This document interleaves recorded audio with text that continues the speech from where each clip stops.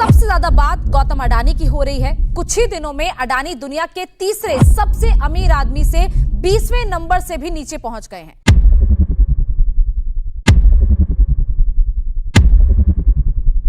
दो 2024 में अडानी पर एलिगेशन लगा था कि उन्होंने इंडियन ऑफिशियल को ब्राइब देकर रिन्यूएबल एनर्जी प्रोजेक्ट्स हासिल करने की कोशिश की और यूएस इन्वेस्टर्स को मिसलीड किया। उसके बाद अडानी और उसकी कंपनीज ने इन एलिगेशन को डिनाई किया था। यूएस जज ने गौतम अडानी के अगेंस्ट क्रिमिनल ब्राइबरी और फ्रॉड चार्जेस डिसमिस कर दिए हैं।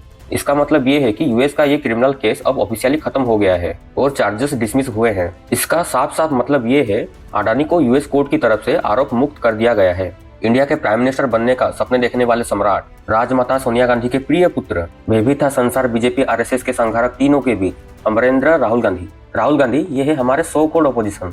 जब कोई एरा गैरा 2 करोड़ का रिपोर्टर भी इंडिया के बारे में बुरा बोल दे तो उस बुरे चीज को समर्थन देने वाले देश में अगर कोई हो तो राहुल गांधी उन सब का मसीहा है, जो बीजेपी आरएसएस को अपोज करते करते कब देश के खिलाफ खड़े हो जाते हैं इनको पता भी नहीं होता। कांग्रेस के इतने साल के पॉलिटिकल एक्सपीरियंस को चूरन बना के अपने पेट साफ करने वाले हमारे देश के युवा नेता राहुल गांधी जब अपने मुंह से बेसलेस लॉजिक देना शुरू करते हैं कि तुम यहाँ स्विच दबाते हो और पैसा अडानी के जेब में जाता है, ये सुन के उनको माई बाप मानने वाले देश के युवा मोटिवेट हो जाते होंगे।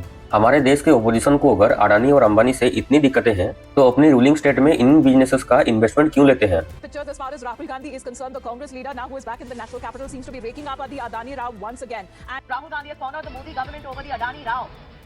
हिंडनबर्ग जैसे झाटू रिसर्चर को भी बेस बना के हमारे देश के 2 करोड़ का निष्पक्ष पत्रकार जब छाती पीट पीट कर इंडियन बिजनेसेस के ऊपर आरोप लगाते हैं, अब जब यूएस जज ने गौतम अडानी के अगेंस्ट क्रिमिनल ब्राइबरी और फ्रॉड चार्जेस डिसमिस कर दिए हैं, साफ मतलब ये है कि अडानी को यूएस कोर्ट की तरफ से आरोप मुक्त कर दिया गया है। अब शायद इन जैसे निष्पक्ष पत्रकार अब कोमा में चले गए हैं। ये लोग अब तब उठेंगे जब फिर से कोई हिंडनबर्ग जैसे 2 करोड़ का रिसर्चर नहीं तो ट्रम्प जैसे पॉलिटिशियन की इंडिया एक डेड इकोनॉमी जैसे स्टेटमेंट इनके कान के पर्दे न फाड़ दे, तब जाके इनको देश के ऊपर रही जिम्मेदारी का एहसास होगा। इंडिया एक ऐसा देश है जो इस देश में रहने वाले ही देश की डेवलपमेंट पर रोड़े बने बैठे हैं और इंडिया में जो पॉलिटिशियन हैं वो लोग खुद अपने देश के बिजनेसेस को प्रमोट नहीं करते, लेकिन ओपोजिशन को देश में रोजगार बराबर चाहिए। इंडिया एक डेड इकोनॉमी बोलने वाले ट्रम्प चाचा के इशारों पर नाचने वाले पॉलिटिशियन अब सामने क्यों नहीं आते? जब बात आई अपनी देश के बिजनेसेस को सपोर्ट करने की, तब हमारे देश के ओपोजिशन वाले हिंडनबर्ग जैसे रिसर्चर के आर्टिकल्स को और एक्सपायर्ड सोरोस बुड़ो के फंडेड मीडिया की बातों को सच्चाई की लकीर मानकर बैठे हैं। अभी हमारे देश के भटके हुए जेनजीस और छोटी दिमाग बड़ी उम्र वाले लोगों को